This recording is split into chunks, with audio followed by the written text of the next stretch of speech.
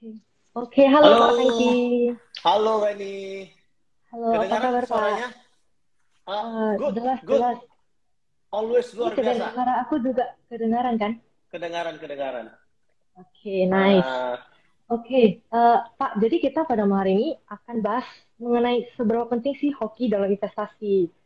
Karena nih teman-teman milenial aku lihat udah banyak nih yang terjun ke pasar modal, tapi mungkin masih banyak yang masih meraba-raba nih Pak. Jadi live pada malam hari ini pasti udah ditunggu-tunggu nih sama kawan-kawan milenial kita nih. Asik. Yes, halo Pak John. Ya, ini apa? Dosen saya. Our favorite lecturer, Pak John Cukri. Kebetulan memang favorit nih dari di PMCI bahkan sampai sekarang nih Pak. Iya, iya. Actually aku lihat ada, Oke. ya, oke. Got a lot of our friends here. Halo guys. Hmm, Hmm. silakan, Halo, silakan. halo. Oke, oke. Kita langsung langsung aja ya, Pak. Menurut Bapak, investasi itu apa sih, Pak? Investasi itu, hmm, kalau aku yang tanya definisinya, kan ini ya, ini kan mahasiswi. So, I want to ask you, investasi itu apa menurut Weni? Oh, well, I do not expect this question to me. Oke.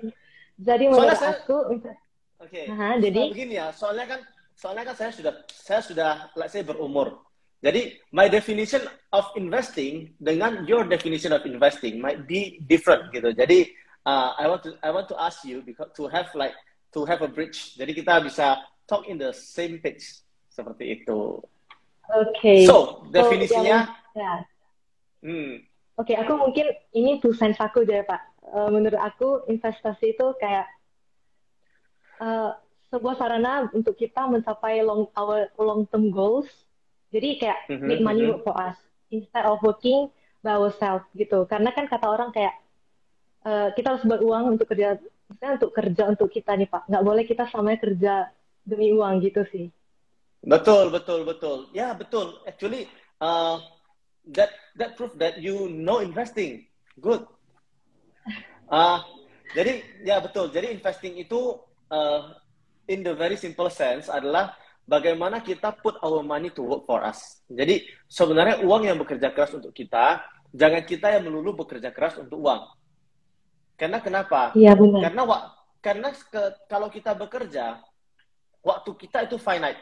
Waktu kita itu terbatas. Everybody in the world has the same 24 hours a day. Right. Mhm. Tapi kalau uang yang bekerja untuk kita itu gerakannya non linear, ngerti ya? Jadi maksudnya adalah kalau misalnya kita bekerja untuk uang, kalau kita nggak kerja kita nggak dapat uang dan kita tidak Mhm. akan mendapatkan time freedom, kita tidak akan mendapatkan financial freedom, kira-kira seperti itu. Tapi kalau misalnya uang yang bekerja untuk kita punya time freedom. Kita punya waktu untuk menikmati uh, momen-momen bersama orang yang kita cintai, seperti itu. Jadi, uh, and then the definition of being rich, okay, of being wealthy, yang ini menurut saya ya, adalah ketika kita bisa membeli apa yang tidak bisa dibeli dengan uang. Oh, membeli yang tidak bisa dibeli dengan uang. Yes, which is Contohnya time. seperti, Time, oh moment iya with your betul. families, moment with your uh, loved ones, nah kira-kira seperti itu. Jadi menurut saya, kamu itu kaya ketika kamu bisa membeli sesuatu yang tidak bisa dibeli dengan uang. Nah, tujuan Hmm, dari investasi adalah agar nanti suatu saat uang kamu yang bekerja keras untuk kamu, sehingga kamu nggak perlu kerja lagi. alright, oke oke. Tapi You untuk itu tentu saja kita harus butuh waktu, sudah ya butuh waktu ya kan. butuh kerja keras, butuh kerja cerdas. Tapi Iya jangan benar. ini ya, maksudnya cuma masalahnya begini. Banyak anak-anak muda yang selalu merasa kayak uh, kalau saya punya investasi itu, oh berarti saya sekarang tidak usah kerja. Itu hal yang salah. Jadi jangan. Nah, kalau kita pengertiannya setengah-setengah itu malah berbahaya. Jadi uh, Mhm. kita harus sadar kalau ketika kita masih muda, kita harus kerja keras, kita harus kerja cerdas, sehingga ketika kita berusia nanti kita memiliki waktu yang banyak untuk menikmati, untuk kita nikmati. Seperti itu. Oke, benar-benar. Mm-mm. Aku sering dengar sih kalau misalnya ini kan investasi ujung-ujungnya biar nanti tua tuh kita kayak nggak perlu work for money lagi ya Pak ya. Betul, betul, betul. Betul. Oke. Ya. Hmm, ya oke. Terus Pak, kadang kan banyak nih yang salah kaprah nih antara investasi Hmm. dan trading dan juga banyak yang bilang nih kalau investasi itu perlu hoki sebenarnya. Itu sebenarnya mitos atau fakta sih Pak? Oke, investasi dan hoki ya. Jadi ini sebenarnya this is a very interesting topic. Jadi antara investasi dan hoki. Menurut saya ya, kalau misalnya kita dalam periode yang singkat, oke, in short term, mungkin investasi itu ada peran hoki cukup berperan. Tetapi in the long run, dalam jangka yang panjang, hoki itu sebenarnya tidak terlalu berperan dalam investasi kita. Mhm. Nah, ini ada Pak Indra dari Kuliner Medan. Halo, my bro. Pak mau tanya investasi tapi nggak tahu mana yang mana. Makanya ikuti, my bro. Hmm.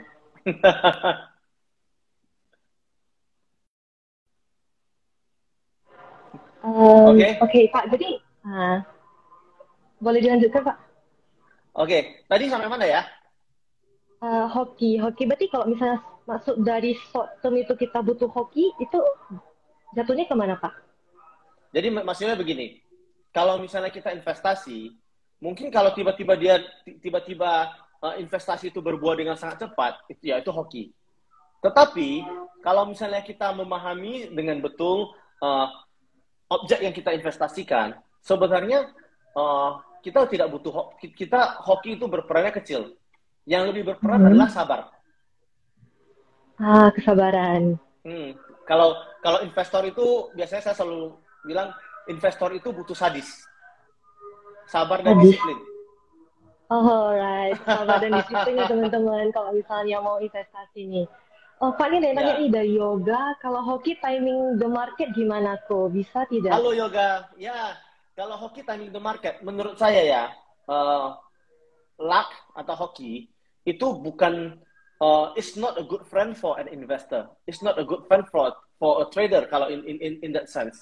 Jadi kalau misalnya tadi ditanya kalau hoki untuk market timing, biasanya yang melakukan market timing itu adalah seorang trader. Oke. Nah, trader itu juga tidak bisa mengharapkan dari hoki doang. Karena trader itu juga butuh metodenya. Jadi dalam bekerja seorang trader, they have to know the management. Bagaimana di kapan kita mau buy this position, di kapan kita mau take profit, di kapan kita harus cut loss jika kita salah. Jadi kalau misalnya kita ngomongnya hoki, ya kalau begitu kita beli langsung naik ya, oke, we are lucky, kita hoki. Tapi yang menentukan suksesnya seorang trader bukan ketika sahamnya itu naik, tetapi itu terjadi yang menentukan ini trader ini kalau orang ngobrol sama saya, oke, basically sebenarnya saya kan sudah di in this industry almost di investasi hampir 20 tahun. Jadi orang kalau ngomong sama saya sedikit banyak, I know kira-kira hasilnya in the long run dia bakal sukses atau bakal tidak gitu. It's very really? simple. Ya, ketika orang bilang dia seorang trader tapi sahamnya lebih dari 20, that means itu sudah salah kira-kira seperti itu.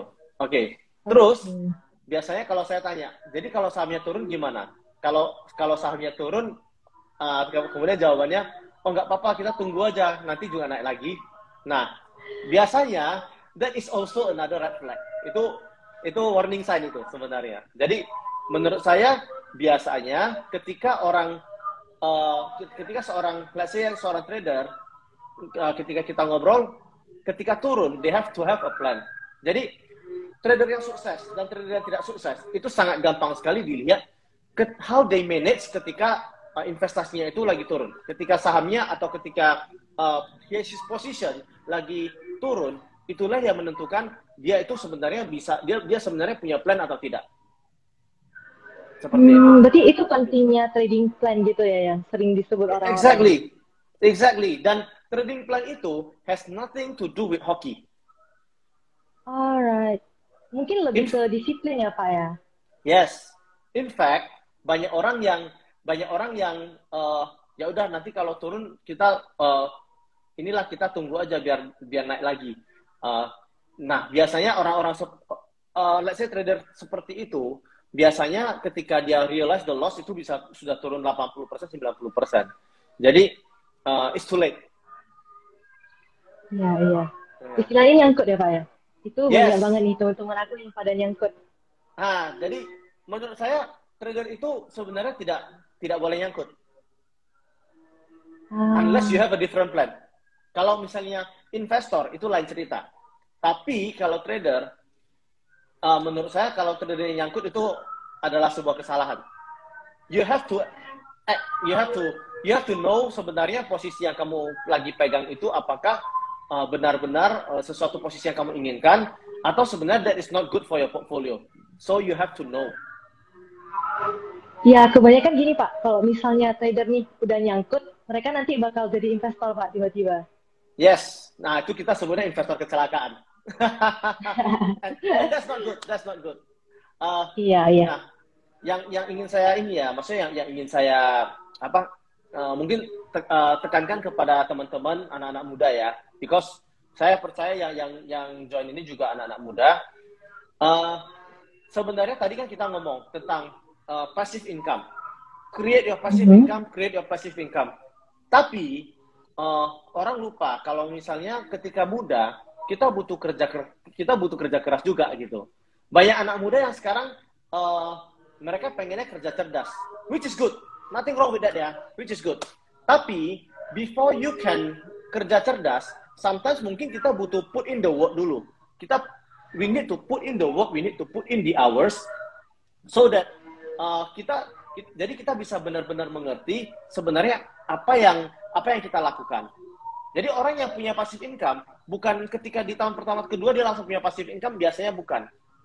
Bahkan menurut research dari Harvard Business, researchnya mengatakan pendiri startup yang sukses, founder startup yang sukses itu on average mungkin coba Wendy tebak kira-kira umurnya berapa di Silicon Valley pendiri startup. Yes. Umurnya kira-kira berapa? Around 30 sampai 40. Ya. Jadi pendiri startup yang sukses on average mereka list umurnya itu adalah sekitaran 47 tahun. 47 years old. I guess younger. I believe everybody gets younger. Jadi banyak orang yang merasa oh ya 20-an udah bisa found a company, 30-an udah sukses gitu ya. Jadi banyak tapi kita kan disodorkan pada media-media yang oh dia umur 21 udah punya company loh. Oh dia umur 22 udah jadi miliuner or billionaire even. Nah, tetapi jangan lupa headline di media itu selalu mereka suka mencari sebuah outlier. Outlier itu yang biasanya tidak ada di data ini. Let's say range data ini di sini, mereka suka ya di luar ini yang dijadikan headline. Karena that is unique. Iya, benar. Untuk gain audience juga mungkin. Iya, jadi untuk getting audience, you have to be unique, right? Masalahnya kan kita menganggap seakan-akan that is the norm.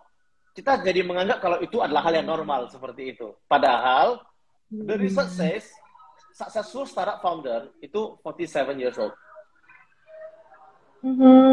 Wah, ini baru sih untuk aku. Soalnya kayak kita milenial cenderung insecurean sih Pak, sejujurnya. Saling membandingkan satu sama lain. Betul. Dan actually insecurity itu actually very very bad ya. Menurut saya, I have my boy. Boy. sorry. No worries.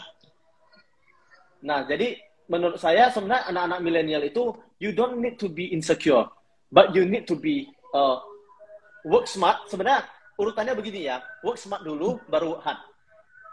Oh, work smart dulu baru work hard ya? sorry. Jadi begini. Tadi kan aku bilang jangan terlalu cepat mau ini ya, mau passive income dan lain sebagainya. Tapi urutannya begini. Banyak orang kerja, ya udah apapun yang penting ada kerjaan dia langsung kerja.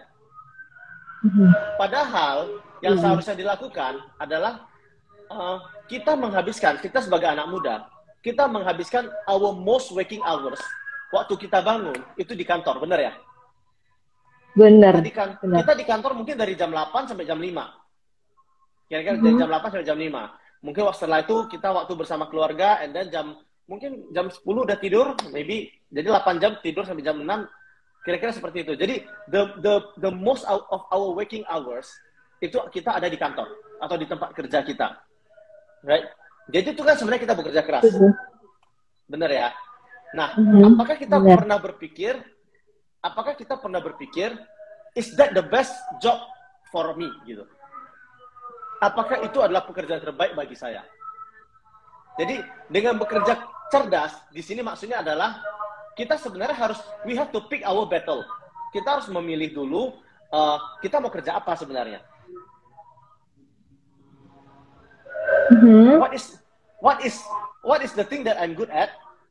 What is the thing that I enjoy doing the most? Kalau misalnya, ya karena kalau orang kan bilang work-life balance. Sebenarnya, kalau orang yang banyak orang yang sukses itu bukan orang yang punya work-life balance, tapi because they enjoy what they are doing so much, jadi mereka tidak keberatan sama sekali untuk working long hours. I see. Itu kayak work with passion ya, Pak ya? Yes. Jadi contohnya saya sendiri misalnya. Saya bisa baca buku sampai jam 2 atau jam 3 malam.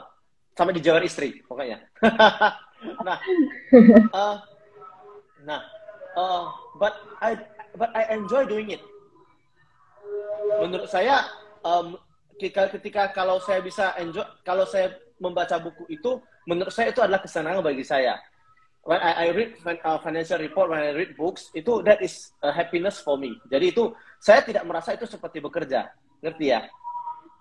Iya, padahal itu kayak mungkin bagi sebagian orang sebuah hal yang cukup membosankan. Tapi kalau bagi orang yang tepat mungkin itu jadi hal yang menarik ya, Pak. Betul. Jadi bayangkan mungkin bagi orang lain yang mungkin orang yang suka mesin, maybe. I totally clueless about mesin. Saya sama sekali nggak ngerti tentang mesin. Tapi kalau misalnya orang yang ngerti tentang mesin, itu ketika mereka mengotak-atik mesin itu, mereka bisa ngotak-atik sampai jam 5 pagi, jam 6 pagi, dari pagi sampai malam, sampai pagi, mereka keep on doing that gitu. Saya penasaran gimana, how to make these things work gitu. Ngerti ya? Tapi ngerti. Kalau orang yang hanya kerja karena cuma kerja aja, tidak punya minatnya di sana, nah itu apakah mereka mau bekerja let's say sekeras itu? Tapi bagi orang lain, that is playing. Bagi orang lain itu they are having fun. Tapi bagi orang lain, aduh that's boring. I see. Oke, the same thing. Ya, benar-benar. Berarti teman-teman kita yang masih muda nih harus figure out apa yang mereka suka dong ya, biar kerjanya pun dengan hati gitu. Betul. Jadi setelah kamu figure out apa yang kamu sukai, apa yang ingin kamu lakukan, put in the hard work. Jadi seperti tadi kerja keras. Jadi jangan ini ya, maksudnya kan banyak orang. This is not my quote ya, tapi banyak orang yang mengatakan kalau anak-anak muda generasi sekarang kan it is a little bit soft gitu. I agree. Mungkin ini tidak lah ya, but I don't know. Cuman but that is a lot of ini ya, banyak orang yang kayak anak muda zaman now itu kan aku pengennya punya passive income. Nah, padahal menurut saya startnya adalah pertama, you have to really think apa yang sebenarnya ingin kamu lakukan. Oke? Setelah kamu pikirkan apa yang benar-benar ingin kamu lakukan, do that. Apply in that company. Kalau kamu mau bisnis dulu atau kamu mau kerja dulu? Kalau saran saya, kamu kerja dulu. Kenapa? Baik kamu kerja dulu, kamu bisa belajar, kamu bisa dapat koneksi, dan kamu bisa dapat banyak sekali pengalaman. Iya, I agree. Iya, Oke, bener. ya, Banyak nih teman-teman kita yang udah mau buru-buru jadi entrepreneur duluan nih. yes. Nah, banyak orang yang pengen jadi entrepreneur duluan, tetapi contoh, jadi entrepreneur, that means entrepreneur is a problem solver. Aha. Ngerti ya?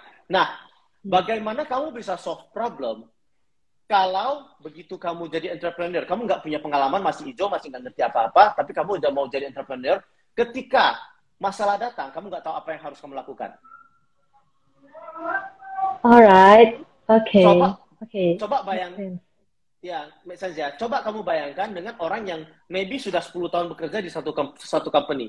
Maybe, atau 5 tahun. 5 tahun deh contohnya. Kalau orang udah punya 5 tahun, dia udah punya kenalan, dia udah punya pengalaman, dia sudah punya Mhm. skill. Jadi ketika problem datang, dia sudah tahu, ini saya harus melakukan apa. Kalau ketemu problem ini, saya harus cari siapa. Ketemu problem ini, saya harus ngapain. Dia sudah tahu semuanya. Hanya berbekal pengalaman dia kerja selama 5 atau 10 tahun. Beda Iya, ya? iya, benar-benar pengalaman ya. Tentu saja lebih penting Ya, pengalaman dong ya. yes.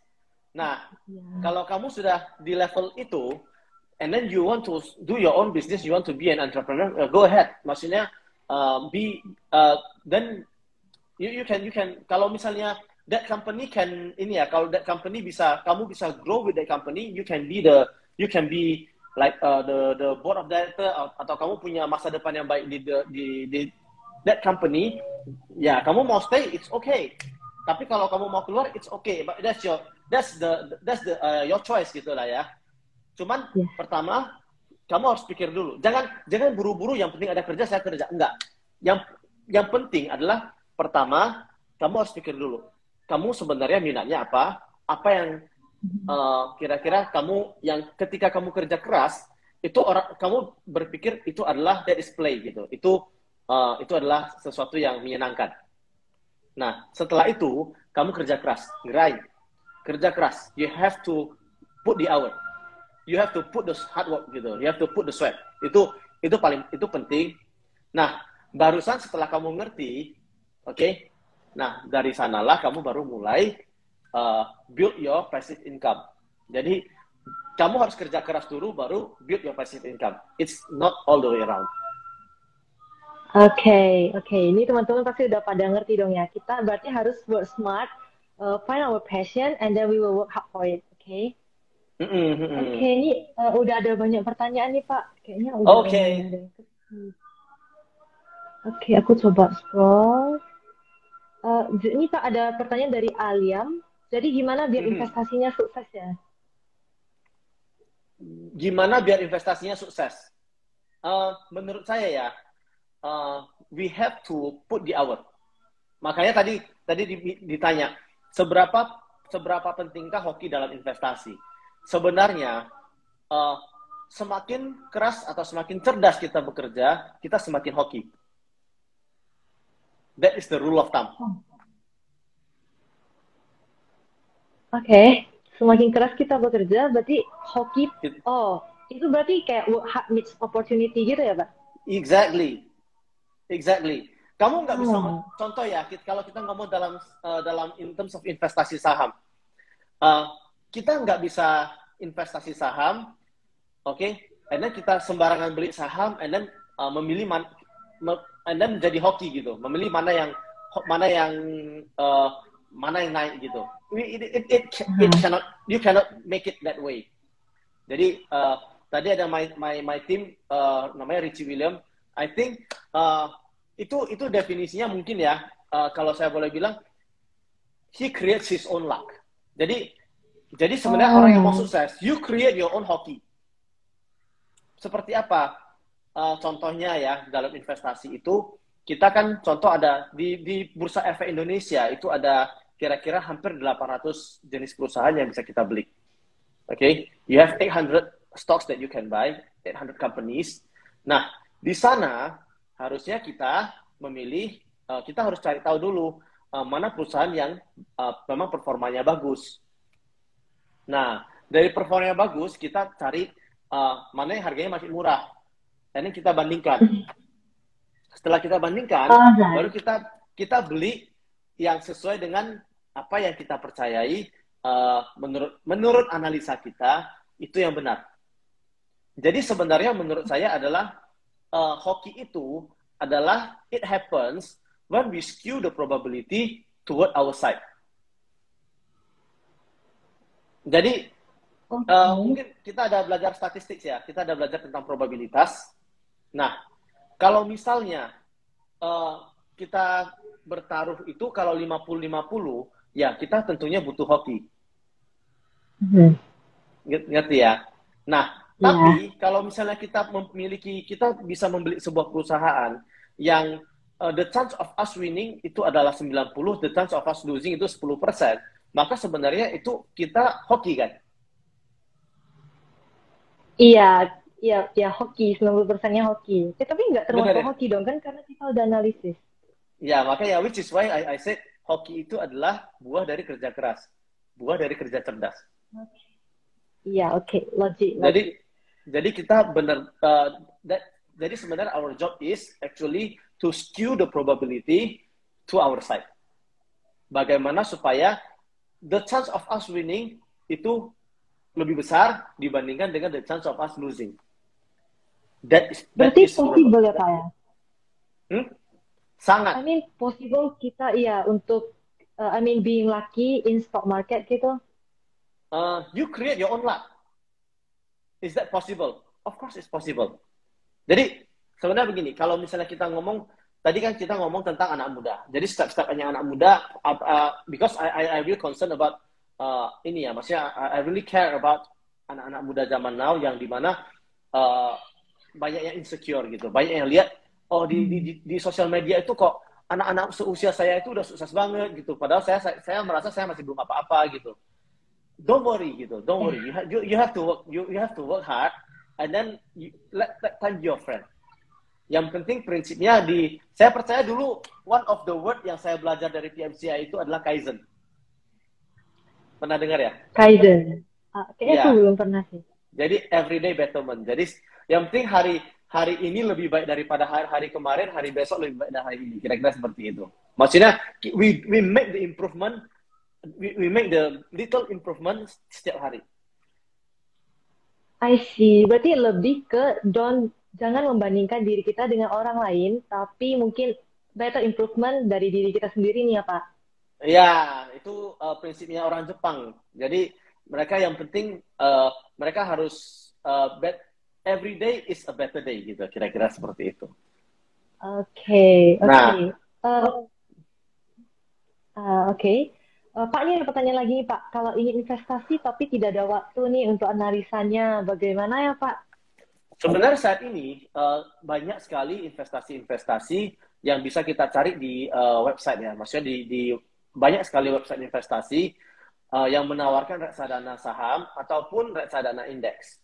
Jadi kalau misalnya teman-teman punya punya uang tapi uangnya juga nggak perlu banyak. Sekarang reksadana kayaknya 100.000 juga udah bisa invest di reksadana. Nah, cuman I cannot maksudnya di internet banyak sekali the source. Mungkin reksadana indeks it is one of the best investment instrument there is. Seperti itu. Dan ketika kamu sudah put in the money, kamu nggak perlu ngapa-ngapain lagi. Oke, berarti kita tunggu aja nih ya Pak, kalau misalnya udah taruh di reksadana indeks. Benar. Jadi sebenarnya, investasi itu ketika kita memilih, kita sebenarnya kalau kita dalam berinvestasi, kita bukan memilih perusahaan yang bagus, tapi kita memilih perusahaan yang salah harga. Ini sorry ya, my bobo itu lasak banget. Lucu banget tuh bobonya. Harap maklum. Oke. Pak mungkin bisa dijelaskan lebih lanjut soal yang tadi. Oke. Jadi for example, kemarin itu kita ada ngobrol-ngobrol tentang Unilever. Everybody knows that Unilever adalah perusahaan yang bagus. Setuju ya? Agree, agree, Jadi agree. setiap orang mengatakan kalau Unilever itu adalah perusahaan yang bagus. Tapi Weni tahu nggak, uh, Unilever lebih banyak investor, teman Weni ada yang beli Unilever nggak? Pas aku awal-awal investasi itu temanku pada beli Unilever sih. Karena aku Oke, dengarnya waktu itu mau investasi kita beli yang produknya kita tahu nih. oke. Nah, kalau mau investasi kita beli yang produknya kita tahu, kemudian produknya kita pakai setiap hari, Iya right? benar. Jadi produk ini Unilever adalah perusahaan yang sektornya defensif. Artinya apa? Artinya ketika ekonomi lagi bagus, produknya dipakai satu orang mandi 2 kali sehari, right? Ketika ekonomi lagi jelek, orang juga tetap mandi 2 kali sehari. Iya, Dan produk oke. dan Benar. dan produknya Unilever semua gitu ya. Nah, saya mau Mhm. tanya, ini, saya mau tanya Weni, kira-kira teman-teman Weni itu profitable atau enggak di Unilever? Well, waktu itu sebelum stock split, jadi kayak Hmm. harganya udah di puncak, terus sekarang udah stock split pun saya rasa masih masih minus sih ya. Soalnya kayak turunnya tuh dalam banget ya Pak ya. Oke. Nah, Unilever apa ya, supaya teman-teman punya gambaran, itu turun dari tertingginya 11.600, sekarang tinggal 3 ribuan. Sekarang tinggal Oh, kalau nggak nice. salah 3.800 ya, 3.800. Uh, jadi saya sebenarnya actually pada saat itu saya agak heran gitu. Kenapa orang mau beli Unilever ya? Uh, karena dari segi saya sebagai seorang investor, the price is not making any sense. Oke, kita kan kalau kita makanya tadi aku bilang, kalau namanya investasi, kalau kita dengarnya setengah-setengah, itu malah berbahaya, Mhm. right? Nah, setengah-setengah maksudnya gimana? Oke, ini adalah perusahaan yang wonderful. Ini perusahaan yang mencatatkan return on equity di atas 100% dari tahun ke tahun. Right? Return on equity-nya, orang bilang return on equity bisa 15%, bisa 20%, itu udah luar biasa. Ini bisa 100%. Bayangkan, lebih luar biasa lagi kan? Ya, besar banget itu ya. Kayak 100 kali, 1 kali lipat ya, 2 kali lipat. Ya, jadi ibaratnya kalau Weni punya modal 1 M ditaruh ke sebuah bisnis, tahun depannya dia dapat 1 M lagi udah. I see. Bahkan Ya, 1,4 ya. M, 140% ya di beberapa tahun lalu. Oke, uh, jadi ini adalah perusahaan yang sangat bagus sekali, sangat efisien, Mhm. bener ya. Penjualannya Ya, 40 triliun, penjualannya 40 triliun. Oke, 40 triliun. nah ya Oke. jadi laba bersihnya sekitaran 7 triliun. Oh, this is a very good company lah gitu kira-kira ya. Jadi Ya. kalau kalau ekonomi lagi jelek juga, it's proven that uh, tahun demi tahun laba bersihnya itu memang sangat stabil. Jadi dari 2008 laba bersihnya 2,4 T sampai tahun 2017 ketika kalau nggak salah ya pada saat itulah sebelum dia stock split itu labanya naik sampai 7 triliun. Jadi labanya naiknya Mhm. seperti naik tangga gitu, naik terus. Oke. Mhm. Nah, jadi yang yang jadi pertanyaan adalah, aku heran kenapa orang mau beli Unilever. Karena begini, menurut saya the price is too steep. Jadi ini manajemennya bagus ya. Jadi I'm not saying that the management itu jelek, karena manajemen is delivering, benar-benar memberikan performa yang memang stabil. Tapi pernah dengar Mr. Market? Uh, Warren Iya. Buffett Warren Buffett selalu bilang, Benjamin Graham, gurunya Warren Buffett kan selalu Mhm. kan mengajarin begini, Mr. Market itu kadang-kadang sangat euforia, kadang-kadang sangat depresi gitu. Nah, ketika itu Mr. Market lagi euforia, jadi dia menawarkan orang Unilever dengan harga yang sangat tinggi sekali. Jadi sebagai gambaran, aku kasih contohnya ya. Unilever tertinggi itu valuasinya sebesar 440 triliun. Oh, maksudnya market cap secara Harga, keseluruhan ya, Pak? yes, market cap-nya 440 triliun. Oke deh, kita Oke. ngomong, let's say kita nggak beli di harga paling tinggi deh. Kita beli di 400 Mhm. triliun aja. Oke? Jadi ingat Alright. satu angka ya, 400 T. Wah, ini mau nggak Oke. beli sebuah perusahaan dengan harga 400 triliun, oke? Yang menghasilkan 1 tahun menghasilkan 7 triliun. 400, kayaknya nggak terlalu worth it ya. Kenapa tidak worth it? 400 triliun, kan kita belinya 400 triliun ya Pak. Terus kita Hmm. tiap tahun dapatnya 7 triliun. Berarti kita butuh berapa tahun itu ya untuk balik modal? Yes. Nah, nah, kenapa ketika orang beli Unilever pada saat itu orang tidak melihat hal-hal seperti ini? Oke. Actually this is very simple ya. This is cuma dua angka aja, 400T sama 7T. And then you get the sense. Ya. Ini Ya, adalah Pak. perusahaan Ya. yang 400T dapatnya 7T. Nah, kita cari tahu, oke, kalau misalnya berarti 1 tahun kita dapat berapa persen? 7T dibagi 400T, oke, itu nggak sampai 2%. 1% yang Oh, 400 triliun kan 4 triliun. Dua, dua, iya. dua persennya 8 triliun. Jadi nggak sampai 2%.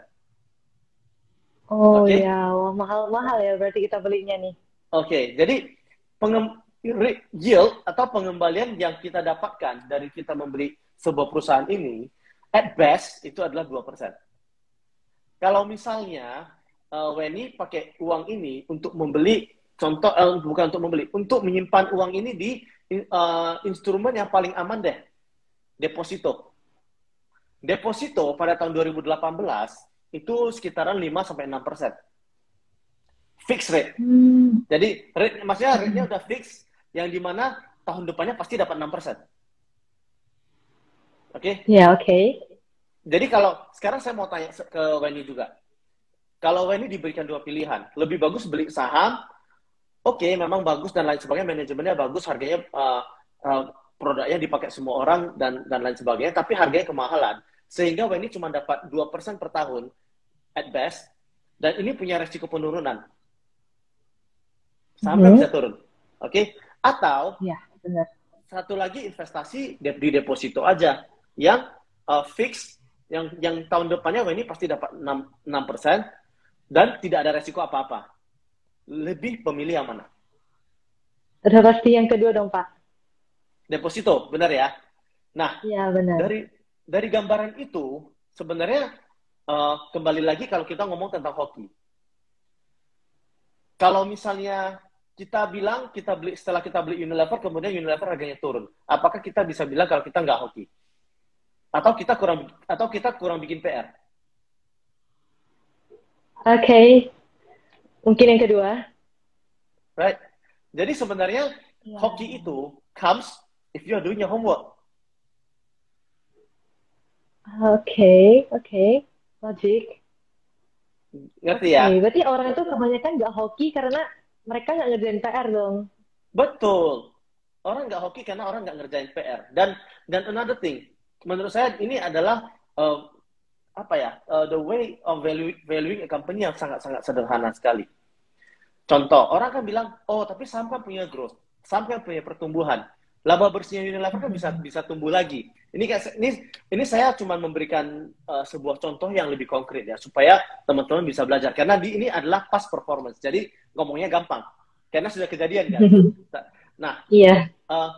jadi oke, okay, tiga tahun yang lalu dari 2015, 2016, 2017 itu growth-nya Unilever punya growth. Itu net profit growth-nya itu sekitaran 7% per tahun. Dan ingat, Oke.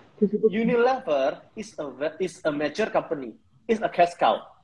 Ya, jadi Unilever itu adalah perusahaan yang sudah mature. Kalau perusahaan yang sudah mature, growth-nya itu sudah terbatas. Ngerti ya? Maksudnya dia bukan star lagi. It is not a star company. It is a mature company. It's a cash cow. Jadi, of which I think it's a very good position to be in. Tapi kalau kita mau beli di harga itu mungkin agak ini ya, maksudnya agak kurang perhitungan kalau kita beli di harga itu. Oke, dia growth 7%. Kalau misalnya saya tanya, 7T ditambah 7%, itu kira-kira berapa?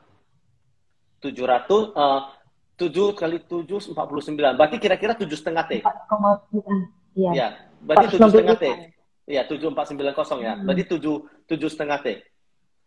Ingat ya, 7,5 T tahun depannya, kalau dia Unilever growth-nya nada 7%, 7,5 T, itu masih belum 2% loh. 2% 8 T. Iya, Right? iya juga. Nah, jadi, and then, kalau makanya saya sering katakan, sebenarnya investor itu, they are putting a luck atau probability on their side. Oke, because of their hard work. Yes. Jadi contohnya, ada perusahaan yang mungkin value-nya itu, contohnya kita bilang harga sahamnya, misalnya contoh harga saham fair value-nya fair value Rp1.000 per saham. Ya, contoh. Kalau misalnya kita bisa membeli saham tersebut dengan harga Rp200. Oke. Oke. Berarti kita memposisikan diri kita di jalurnya hoki dong. Iya dong. Karena kan harganya 1.000 ya. Kita bisa dapat Ya, diskon nih ibaratnya. fair value-nya 1.000, kita belinya di 200. Berarti kita memposisikan kita itu di jalurnya hoki. Tapi kalau fair value-nya Rp1.000, kita belinya di harga contoh Rp5.000. Berarti apakah kita memposisikan diri kita di jalurnya hoki? Ya enggak. Ngerti kan? Oke. Tapi Ngerti. apakah kadang-kadang kita kan bisa ini ya, kadang-kadang kita bisa bilang, aduh lagi soy ya gitu ya, lagi sial gitu. Beli 200 juga turun sampai 100 lagi gitu. Bisa nggak? Iya, benar. Bisa nggak? Bisa ya? Maksudnya, Possible. jadi kalau it's very possible. Jadi even after we do our homework, perusahaan yang kita beli seharga Rp200 itu bisa turun ke 100 lagi. Bisa. Nah, kalau itu yang terjadi, apa yang harusnya kita lakukan? Oke, mungkin bisa panik ya, Pak. Kenapa harus panik? 50%. Ya, maksudnya kalau kita ngerti the value of our company yang kita beli itu adalah Rp1.000, kemudian dari 200 turun lagi ke 100, ya mungkin kita bakal panik beli. It's an opportunity. Oke. Itu kesempatan loh gitu, ngerti ya? Kalau misalnya itu ibaratnya kita menukar 100.000 dengan 1 juta. 100.000 saya tukar, Wendy kasih saya 1 juta. That is the picture lah ya. Itulah kira-kira gambarannya. Kenapa kalau misalnya orang investasi itu, they have to work hard, they have to work smart, then ya you bisa hoki. Tapi kan nggak mudah ya Pak, kita kayak meyakinkan diri gitu, misalnya hasil analisa kita itu udah beneran betul gitu, karena kan marketnya kayak berlawanan nih sama keyakinan kita. That is why we need money management. That is why kita butuh jangan taruh semua uang kita dalam satu keranjang. Karena seberapa convince pun kita, kalau kita adalah manusia, kita bisa salah. Kecuali kalau nama saya Warren Buffett, of course it's a different story lah ya. Tapi selagi nama saya masih bukan Warren Buffett atau Lo Keng Hong gitu, jadi saya masih bisa salah. They are that good. I'm not that good. Jadi berbeda ya. Ini saran yang saya berikan kepada Wendy dan teman-teman ini adalah it's based on my kacamata, dari kacamata saya. Jadi dari kacamata saya yang menurut saya juga bukan orang yang pintar-pintar banget. Saya juga bukan orang yang I'm not that smart, ya. Tapi karena itu menurut saya money management itu sangat penting. It is very important to have money management. Kalau misalnya kita beli, contoh ya, kalau Wendy punya 100 juta, and then Wendy belinya 5 juta, kemudian dia turun 50%. Wendy berani nggak tambah 5 juta atau tambah 10 juta lagi di sana? Berani, karena berani, masih kan? ada bantalannya. Masih ada bumpernya, you have a lot of bumper, right? Tapi kalau misalnya kita 100 juta udah ditaruh di sana, ketika dia turun, aduh, semana ya gitu. Of course it's different. Ya udah pusing gitu. Ya, jadi makanya kita butuh yang namanya diversification, kita butuh namanya yang portfolio management. Kita butuh untuk tidak boleh tamak. Karena kalau kita membeli sebuah perusahaan yang harganya 1.000, kita bisa beli 200, kadang kita akan tamak. Kita akan merasa, aduh, kita harusnya belinya banyak gitu. Tapi ya jangan lupa, uh, ini dari kacamata saya ya, yang saya adalah manusia yang tidak tahu, bukan orang yang tahu segalanya. Jadi saya harus hedge my ignorance. Namanya saya harus bertahan, saya harus apa ya, hedge my ignorance itu saya juga harus mengerti keterbatasan saya seperti itu. Jadi, Okay. Tapi jadi ya, untuk control the grid kayaknya juga cukup challenging ya Pak. oh yeah, of course. In fact, my friends always told me, controlling the grid sama patience adalah kita kita hidup sampai umur berapa, kita latihan sampai umur berapa. It always happens that way. Jadi kita selalu harus controlling the grid, kita harus always aware, kita harus tetap ngerti kalau saham yang kita beli hari ini dalam 3 bulan, 6 bulan, 1 tahun belum tentu naik. Dan kita bisa salah. Okay. Mm-mm. Okay. I think not everyone bakal cocok untuk, I mean, being an investor. Oh, tapi menurut saya ya, kalau saya boleh katakan, everyone has to be an investor. Mungkin tidak semua orang boleh jadi trader, tapi semua orang harus jadi investor. Alright. Kenapa tuh Pak? Karena dengan berinvestasi adalah sarana bagi kita untuk uang yang bekerja untuk kita. Ya, but ya gak semua orang kan kayak bisa You kontrol have a the lot of grid terus ya. you have to learn to control the grid. You have to learn to know your limitation. Kalau kayak seperti tadi ada yang tanya, oh kalau saya nggak punya waktu gimana? Ya, you can invest in index fund, you can invest in reksadana, you can invest in bond, you can invest in like a lot of instrument. Alright. Okay, okay. Asal jangan investasi di investasi bodong aja, itu aja sih. Iya, itu udah lagi booming nih akhir-akhir nih.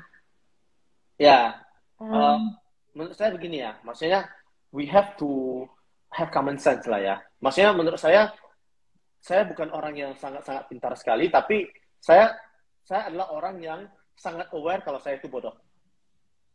Jadi saya adalah orang yang sangat aware kalau I have my limitation. Nah, dan ketika saya benchmarknya gampang aja. Investor paling sukses di dunia itu siapa? Harusnya Wani tahu lah ya. Warren Buffett. Exactly. Nah, investor yang paling sukses di dunia itu adalah Warren Buffett. Warren Buffett dalam 1 tahun performanya itu kira-kira berapa? Kira-kira dalam 1 tahun performance Warren Buffett adalah 20%. Oke. Dan 20% kayaknya kecil ya. Well, ya kalau dibandingin dengan return investasi bodong ya Pak. Exactly. Tapi investasi yang bisa menghasilkan return 20% sepertinya kecil, tapi if you can do it consistently for 10 years, you will be rich. You can do it consistently for 25 years, you will be very, very rich. And Warren Buffett consistently doing it for almost 60 years. Itu gila. Dan returnnya 20%. Oke? Nah, even orang yang dengan orang yang sepintar Warren Buffett is orang yang sangat pintar. Oke? Jadi beliau adalah orang yang sangat pintar. Dia return on investmentnya beliau adalah 20%. Oke. Kalau misalnya ada orang yang tiba-tiba datang dan mau kasih saya 20%, 1 bulan, 20%, 3 bulan, 20%, 6 bulan, mungkin saya tidak akan tertarik. Karena menurut saya, ya, I don't think there are any people that are better than Warren Buffett. Of course, ini apa ya? Saya bisa kehilangan banyak peluang dari hal-hal seperti ini ya. Jadi ada yang benar-benar bisa juga saya jadi tidak dapat gitu. Karena saya akan eliminate. Yang penting ada investasi yang sinilah saya pasti dapat, pasti cuan gitu. Saya langsung nggak mau gitu. Saya langsung red alert. Saya uh, jadi biasanya dengan habit seperti ini juga apa ya? Saya jadi tidak ada kesempatan, bukan tidak ada ya, maksudnya kesempatan untuk saya dapat yang bisa return 20% itu jadi kecil. Tetapi setidaknya uang saya tidak habis. Okay, that's the point. That's the point. Karena gimana? However you compound, kalau terakhirnya dikali 0, oke, kamu mau ditambah-tambah berapa, terakhir dikali 0, itu kamu mau kali-kali berapa, terakhir dikali 0, hilang semua. Right? Iya, benar. Jadi, the point adalah, yang paling saya mengerti adalah investasi di perusahaan. Oke, kita investasi di perusahaan mungkin bisa lebih dari itu. Right? Tapi itu kan saya ngerti. Kalau orang kalau orang bertani atau berkebun atau orang doing business bisa returnnya lebih dari 20%, bisa 50%, bisa 100%, bisa. Tetapi itu they are putting the hard work. Ingat ya, mereka tuh kerja sendiri loh. Ketika when you are putting your own hard work, ketika kamu working smart, if you are working hard, kamu bisa dapat lebih dari itu, bisa. Dan itu tidak heran. Oke. Ngerti ya? Oke, ngerti ya? Contoh kayak jadi karena kita ya orang bengkel, setelah dia bisnis 1 tahun ini modalnya 1 M, tahun depannya jadi 1,5 M. Bisa. Tapi dia personally dia kan di sana. Dia yang ngatur ini, ngatur itu, dia yang doing all the hard work. Dia yang he knows where the money flow. Dia yang tahu uang ini saya ngapain, uang ini saya ngapain. Itu mungkin bisa. Tapi kalau misalnya ada orang and then kita cuma duduk ongkang-ongkang kaki, tiba-tiba saya bisa dapat return yang sangat besar seperti itu,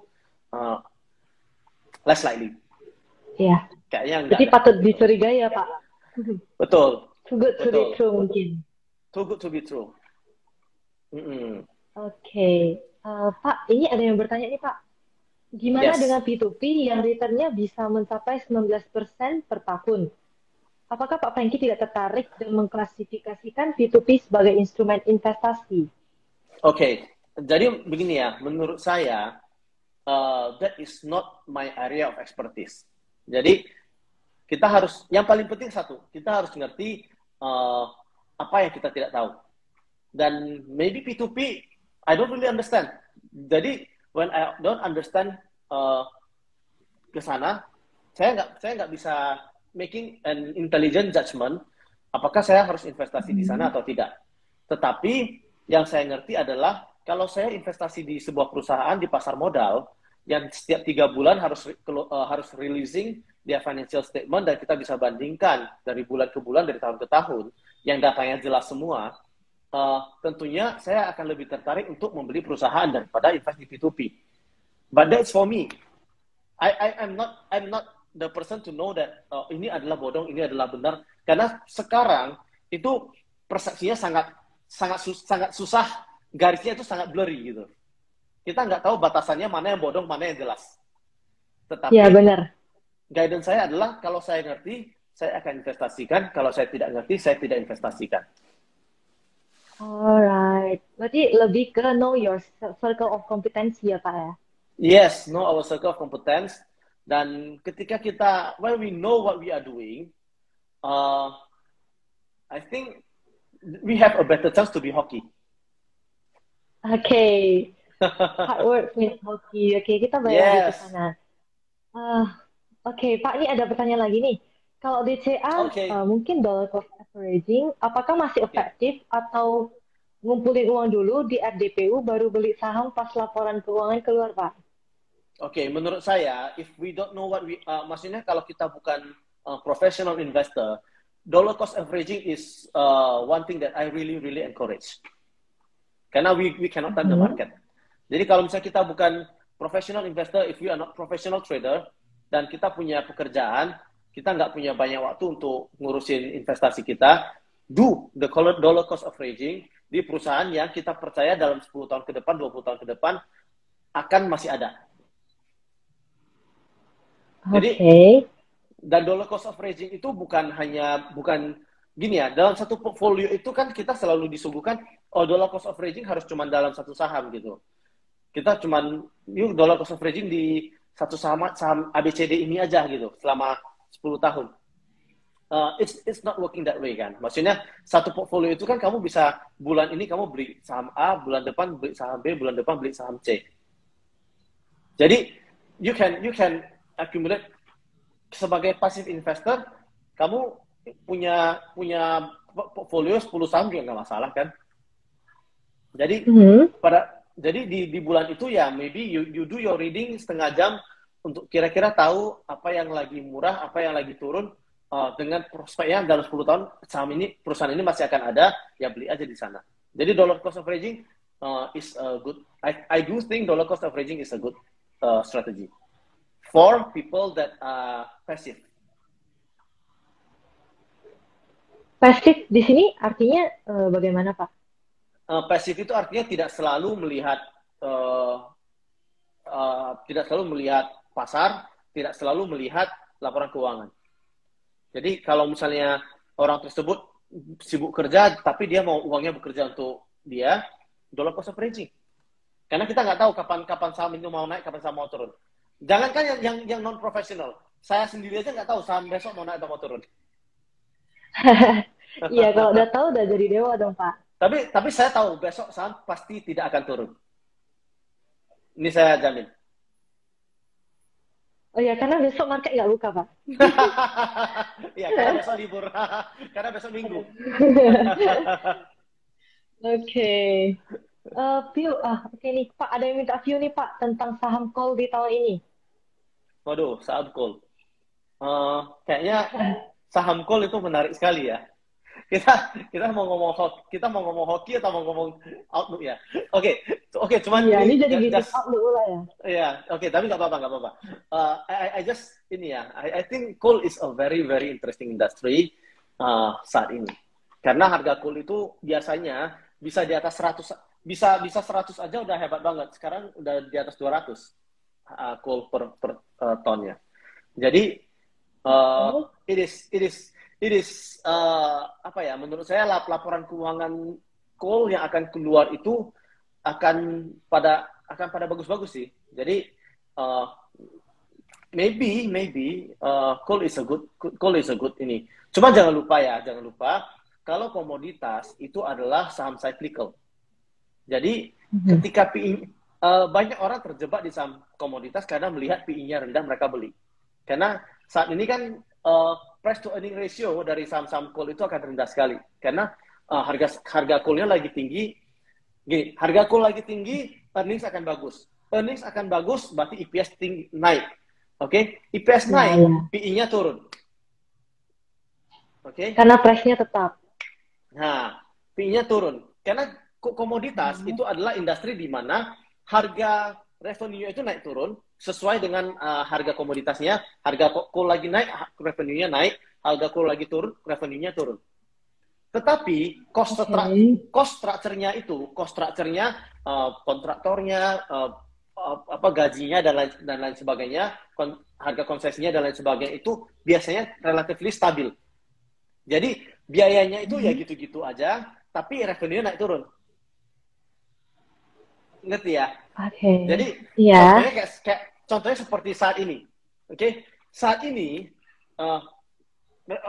gajinya tetap, maksudnya cost-nya tetap, tapi revenue meledak, maksudnya bagus banget gitu. Nah, PI-nya pasti rendah. Nah, kan kita selalu disuruh, belilah perusahaan yang PI-nya rendah seperti itu ya.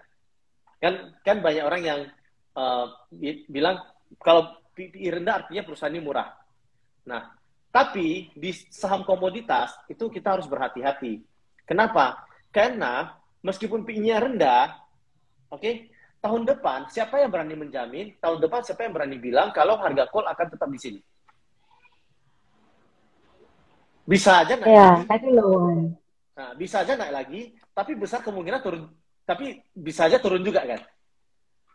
Iya, benar. Dan satu hal dari from my tenure in investing world, di dunia pasar modal, di dunia investasi adalah market works in cycle. Market itu yang naik tidak naik terus, yang turun tidak turun terus. Yang naik akan turun, yang turun akan naik. Mhm. Oke. Nah, jadi saat ini kan harga coal lagi naik, maka P-nya rendah. Oke. Kalau kita beli sekarang, kemudian harga coalnya turun. Oke. Oke. Berarti kemungkinan artinya turun dong. Aku nggak bilang, I'm not predicting ya. Saya tidak memprediksikan harga coal akan turun. Saya cuma bilang kalau, I don't know ya. Jadi kalau misalnya harga coalnya turun, oke, kamu beli di PI yang rendah, oke, tapi ketika harga coalnya turun, revenue-nya turun. Bahkan kadang-kadang bisa sampai rugi. Ya kan? Jadi tahun depan PI-nya jadi tinggi sekali. Dan harga saham coal misalnya kamu beli di harga 10.000. I just random harga ya, bukan, I'm not referring to salah satu perusahaan, tapi contohnya random harga kuliah 10.000, harga sahamnya 10.000. Kamu beli mungkin PI-nya cuma 5 kali, for example. Oke? Nah, kalau besok-besok revenue-nya turun, net profit-nya turun, bisa jadi besok-besok kamu beli di harga 10.000, PI-nya 5 kali, ketika harganya tinggal 3.000, PI-nya bisa 20 kali. Karena revenue-nya turun tersebut. Jangan lupa, market is a very dynamic place. Jadi, the best time to buy cyclical companies adalah ketika PI-nya lagi tinggi, dan the worst time, ini dari Peter Lynch ya, one of the best fund manager, the legend in fund management, dia bilang, the best time untuk beli saham cyclical adalah ketika PI-nya lagi tinggi, atau bahkan lagi negatif, lagi rugi-rugi, kamu beli. Karena ketika cycle-nya naik lagi, kamu bisa jadi saham ini ke depannya kalau harga komoditasnya naik lagi, PI-nya bisa jadi sangat rendah. Dan saat terbaik untuk jual adalah saat PI-nya rendah. Kebalik ya? Alright, oke. Ya, aku merasa kalau orang kalau makin ngomong sama saya makin bingung. But apa boleh buat lah. That's the risk. Sorry. Oke. Ini Pak Cito, ini ada yang mungkin ini agak lari ya Pak. Lebih memilih invest ke kripto atau saham? Oke, jelas saham. I mean, again, kalau if I'm a little bit smarter, oke, maka mungkin 3 tahun lalu aku beli kripto. Kalau saya tahu. Tapi saya kan nggak tahu. Jadi di Bitcoin di harga $1 saya nggak beli, $100 nggak beli, masa di $110.000 pun nggak beli, masa di $50.000 saya beli, kan aneh. Iya, tapi kayak banyak yang prediksi harganya itu bakal lebih tinggi lagi nih ke depannya, Pak. Bisa jadi, but to be honest, saya merasa everybody has their own cup of tea ya. Jadi masing-masing orang punya senjata mereka masing-masing, masing-masing orang punya appetite mereka masing-masing. Jadi crypto is not for me, obviously. I don't know how to evaluate crypto. Tadi saya sudah bilang, kalau dalam 1 tahun kita bisa dapat 20%, oke? Dalam 10 tahun kita udah kaya, dalam 20 tahun kita sudah sangat-sangat kaya. Oke? Kita nggak perlu 1 tahun 1.000%, 2.000%, 100%, 200% nggak perlu. Yang penting kita bisa stable 15%, 20% dalam jangka waktu yang sangat-sangat panjang, you will be rich. Jadi, menurut saya, kalau memang orang lain bilang kripto, ya that is orang lain lah. Maksudnya, nah ini juga berlaku untuk para millennials ya, for generasi Z seperti Weni dan teman-teman juga, jangan terlalu jangan terlalu insecure dan melihat orang lain, dia beli kripto, saya harus beli kripto. Enggak. Because dia punya appetite dia masing-masing, saya punya appetite saya masing-masing juga. Oke. Penting nih teman-teman, untuk kita jangan bandingkan diri kita dengan orang lain yang kita lihat di sosial media.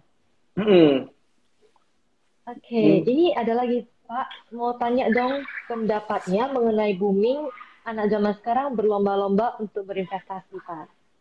Ya apa ya? Sorry.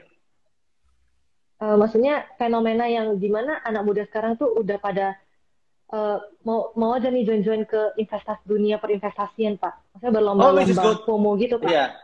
Iya, iya, iya. Actually, belajar itu bagus. Dan semakin mudah Anda belajar berinvestasi, semakin bagus. Tapi, menurut saya, uh, the content that you consume is the most important. Jadi, jangan, begini ya, saya selalu bilang, social media is not the best way, okay, it's not the best platform to consume content about finance. Menurut Oh, saya, well, okay. sosial media itu bukan tempat di mana kita bisa belajar konten tentang konten finansial dengan ini ya. It's not the best place to learn karena banyak sekali konten-konten yang sebenarnya bahkan lebih sorry to say menyesatkan dibandingkan dengan konstruktif. Jadi menurut saya dibanding dengan membangun. Jadi the way I do things, the way I read things is still I still read books, which is why I prefer books daripada social media. Kenapa?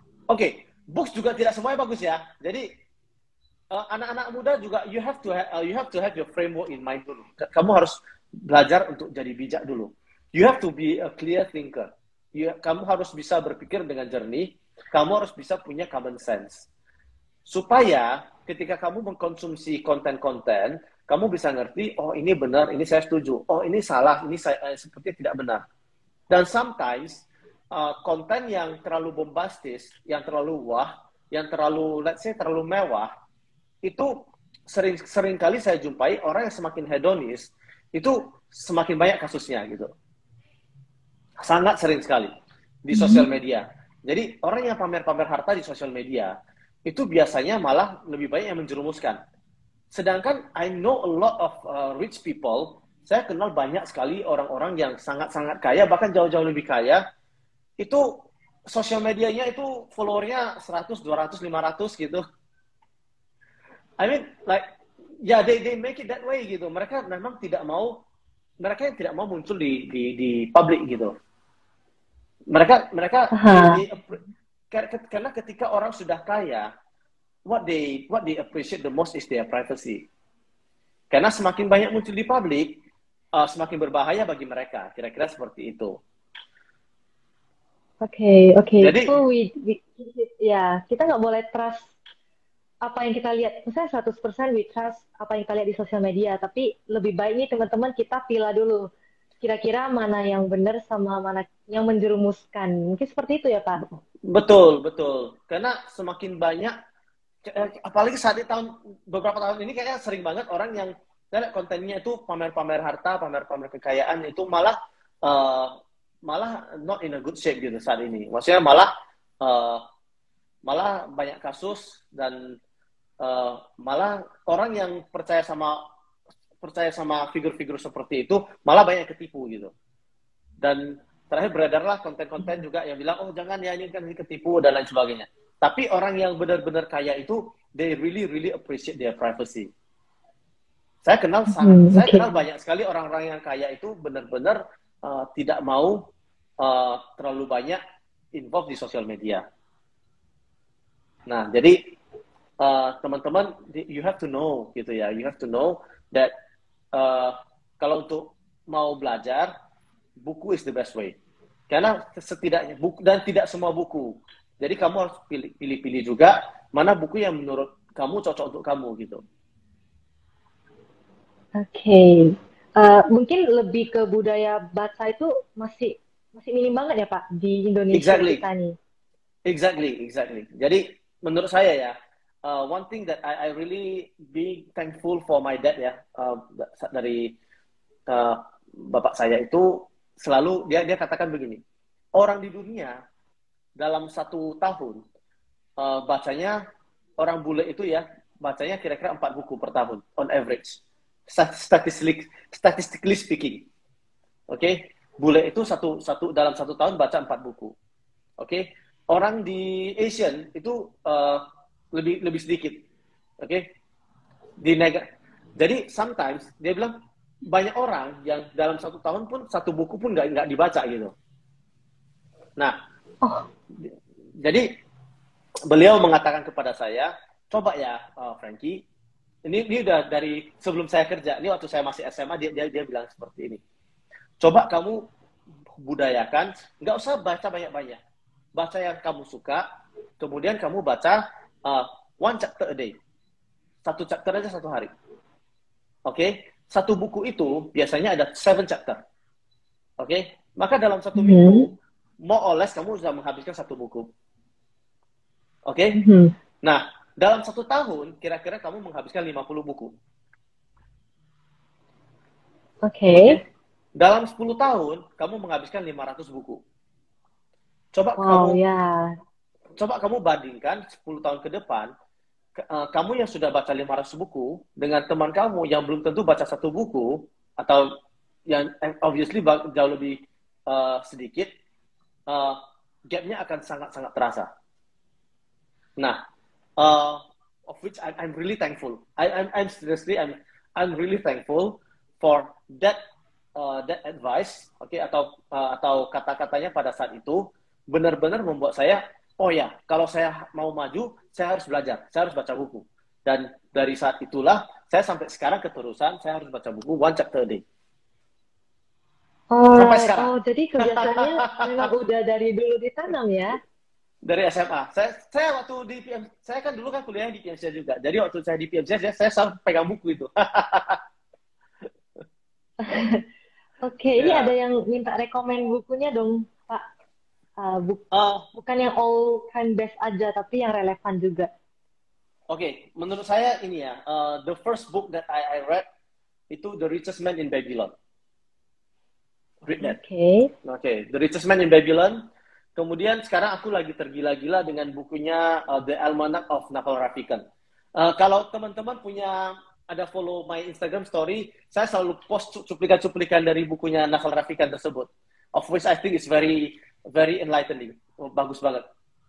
Jadi saya sering saya kalau udah baca buku saya sering foto atau saya sering capture, and then saya post in my Instagram story. Jadi just to like personal reminder.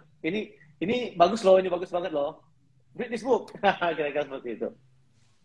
Oke, jadi teman-teman ini harus nih follow Pak Frankie ya. Biar dapat. Ya. Cuman kalau tadi bukunya The Richest Man in Babylon itu bagus banget. Cuma saya harus memperingatkan satu hal. Setelah kamu baca buku itu, kamu akan menjadi pelit. Seperti saya. Karena buku itu mengajarkan bagaimana cara kita untuk menjadi kaya, meskipun kita bukan pintar-pintar banget, meskipun kita cuma biasa-biasa aja, tapi when we understand the power of compounding, dan kita akan mempergunakan uang kita dengan sangat berhati-hati. Oke. Jadi bukan pelit lah Pak, mungkin lebih ke hemat. Ya. Hopefully seperti itu. Oke Pak, ini mungkin kita udah lumayan ya, kita 1,5 jam menemani teman-teman kita malam hari ini. Iya, nggak terasa ya Pak ya? Nih, bangun, belum ada yang ketidur kan? Oke, tapi Pak, ini mungkin kita bakal ada last question nih. Oke. Tapi saya kepikiran, saya mau kasih one final statement ya nanti ya. What was the final question, please? Oke, kalau misalnya nih Pak, ketemu lagi sama diri Bapak 20 tahun yang lalu, pas umur 20 nih. Pesan apa yang mau Bapak sampaikan ke diri Bapak pada umur 20?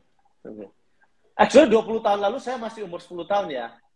Jadi saya tidak setua yang kamu bayangkan. Sorry, maksudnya bercanda. Maksudnya pada umur 20, Pak. I'm just kidding. Oke. Pertama-tama saya mau jitak dulu. Karena I think I'm doing a lot of stupid mistakes. Jadi dulu itu saya sangat agresif. Kayak seperti semua orang ya. Dulu itu saya pengen cepat kaya gitu. Jadi because of my aggressiveness, saya ruginya banyak sekali. Nah, menurut saya take your time, Kadang-kadang apa yang sudah kita pelajari di buku, kita tahu kita nggak boleh melakukan hal ini. Tetapi ketika kejadian kita lakukan juga. Setelah kita benar-benar jatuh ke lubang, kita baru tahu, ternyata sakit ya gitu. Padahal sebenarnya di buku sudah ditulis, jangan begini ya, nanti kamu bisa jatuh. Tapi kita nggak percaya. Nah, menurut saya, ya sebenarnya kalau misalnya, that's the beauty of reading a book. Karena kita belajar dari pengalaman orang lain. Orang lain yang sakit, kita nggak usah sebenarnya ya. Jadi sebenarnya orang yang pintar itu orang yang belajar dari pengalaman orang lain. But which is why saya selalu katakan saya bukan orang yang pintar karena saya jatuhnya sering gitu ya. Saya harus ini ya, harus ditak dulu ke diri saya dulu, and then saya akan mengatakan take your time. Ya, tidak ada sesuatu yang instan. Tidak. Dulu saya juga pengennya sesuatu itu instan, pengennya cepat kaya dan lain sebagainya. But now saya sudah menyadari kalau tidak ada sesuatu yang instan. I just enjoying the process. I just love every day in my office, every day in my work, in my job, every day with interacting with the best team ever, with my team, with my dengan teman-teman sekitar saya dan lain sebagainya. I think that's the best gitu ya. Jadi menurut saya take your time. Don't do any stupid mistakes. Jadi dulu saya orang yang bahkan teman saya mengatakan you are a daredevil. Jadi kamu orang yang nggak tahu nggak entai sih ya kira-kira gitu. Ya. Tapi sekarang I am a person that is very aware of risk. Jadi sebelum saya melakukan segala sesuatunya, saya selalu memperhatikan risk dulu. Dan that is the thing that I want my younger self, including yourself, dan teman-teman untuk menyadari, untuk tahu kalau dalam melakukan segala sesuatunya, utamakan tahu dulu apa resikonya. Jangan tahu ini bisa dapat berapa, nggak usah. Apa resikonya? Karena apa?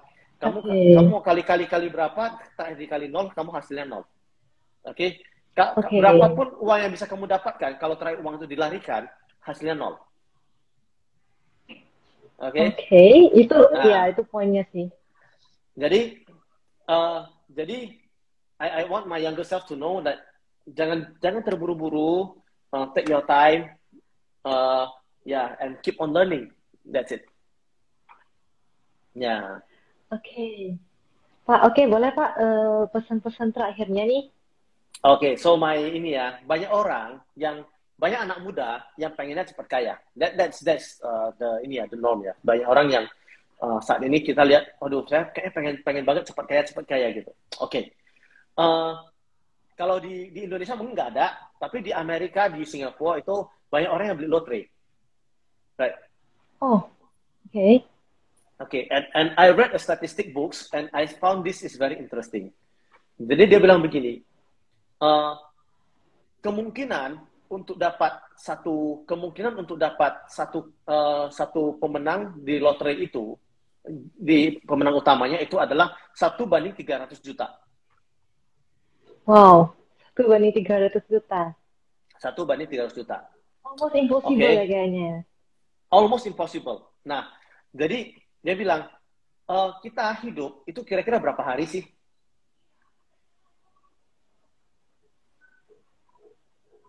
Anggaplah kita hidup, anggaplah kita hidup 80 tahun deh. Kita hidup sampai 80 tahun. Satu tahun itu 360 hari. Berarti 100 tahun itu kita 36.000 hari. Ya, benar. Ternyata hidup kita itu singkat ya, 36.000 hari aja. Itu pun 100 tahun. Jadi, 80 tahun adalah 30.000 hari.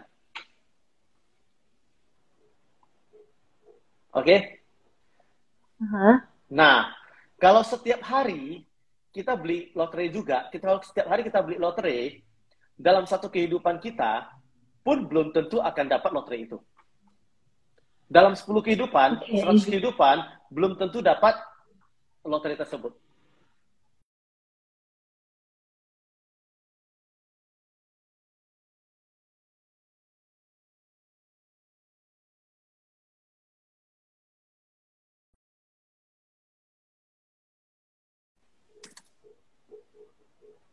Tes. Kedengaran? Udah kedengaran, Pak. Dalam 10 kali kehidupan, dalam 100 kali kehidupan, belum tentu kita dapat menang lotre. Oke. Tapi banyak orang yang setiap minggu selalu menyisihkan uangnya untuk beli lotre. It happens in US. Right. Nah, dia bilang, kalau misalnya uangnya itu disimpan aja ke investasi, ke reksadana saham katanya, ke reksadana indeks, ke indeks fund, maka kita contoh dalam rupiah aja deh. Kalau 50, kalau kita bisa 1 bulan kita bisa simpan 500.000 contohnya. 500.000 harusnya achievable lah ya. Oke. 500.000 kita simpan dalam 1 bulan, simpan berarti 1 tahun 1 juta, 1 tahun itu 6 juta. Iya. Oke, 6 juta itu kita compounding dengan rata-rata kenaikan indeks itu sekitaran 12% per tahun. Oke. Nah, kalau kita compound 12% per tahun, maka hasil yang kita dapatkan selama 30 tahun itu adalah sekitaran hampir 2 miliar rupiah. 2 miliar. Oh, 20 sampai 2 miliar dari yang kita sisihkan 500.000 per bulan itu ya, Pak? Yes. Tapi 30 tahun ya. Jadi if you are now 20 years old, when you are 50 years old, kamu udah punya sekitaran 2 miliar rupiah. Kalau if you are Warren Buffett dan bisa 20%, maka kamu dapatkan hampir 10 miliar rupiah. Oh, 5 kali lipat ya? Oke. Wow. Nah, jadi katanya daripada uangnya sebenarnya dibelikan lotre yang belum tentu kamu dapat, kalau misalnya kenapa kamu harus berinvestasi, kenapa kamu harus put your money into something yang belum pasti dapat dan kemungkinan besar tidak akan dapat sama sekali, dan instead of kamu masukkan uang tersebut ke instrumen investasi yang pasti kamu dapatkan. Meskipun hasilnya mungkin variable ya. Meskipun hasilnya tidak pasti, tapi setidaknya uang tersebut akan ada, dan kalau sesuai dengan track record-nya, ya kamu dalam waktu ketika kamu nanti mau pensiun, kamu udah kaya gitu. Nah, jadi balik lagi ke dalam, kita ngomongnya ke dalam ranah hoki ini. Dalam hoki ini, kenapa kamu harus mencari sesuatu yang tidak pasti? Kalau kamu hitung-hitungan sedikit aja, kamu bisa mendapatkan a much better deal yang pasti-pasti aja. Nah, jadi sebenarnya hoki itu penting nggak dalam investasi? Ya, kalau misalnya kamu, jadi definisinya, the harder you work, the hockier you are. Jadi semakin cerdas atau semakin keras kamu bekerja, kamu akan semakin hoki. Dan be in the hockey way. Maksudnya adalah di jalur hoki. Jadi kamu pilihlah keputusan-keputusan yang akan membuat kamu jadi hoki. Jadi hoki itu adalah sesuatu yang kamu cari sendiri. Nah, you create your own luck ya teman-teman. You create your own luck. Kalau kamu tidur-tidur aja dan kamu nggak mikir, dan kamu tidak, you are not thinking, dan kamu nggak kerja keras, kamu nggak kerja cerdas, dan kamu nggak berpikir, maka most likely kamu akan sulit dapat hoki, kira-kira seperti itu. Tapi on the other hand, kalau kamu ada mikir, kamu ada bekerja keras, kamu ada bekerja cerdas, you do your part well, you do your homework very well, kamu akan hoki. So hoki penting nggak dalam investasi? In that sense, you create your own hoki. Oke. Nice, insightful banget Pak sharingan kita pada malam hari ini. Thank you. Aku rasa teman-teman kita semua pasti udah kenyang nih. Malam hari ini kita makan dagingnya Wagyu nih ya Pak kayaknya. Daging beserta lemak-lemaknya. Oke, mungkin terima kasih. Aku mau ucapin terima kasih banyak nih ke Pak Franky yang udah bersedia sharing ke BEM Talk kita malam hari ini. Dan teman-teman semuanya yang tentunya udah hadir dan berpartisipasi dalam kesuksesan acara ini. Terima kasih semuanya. See you in the next event. Thank you.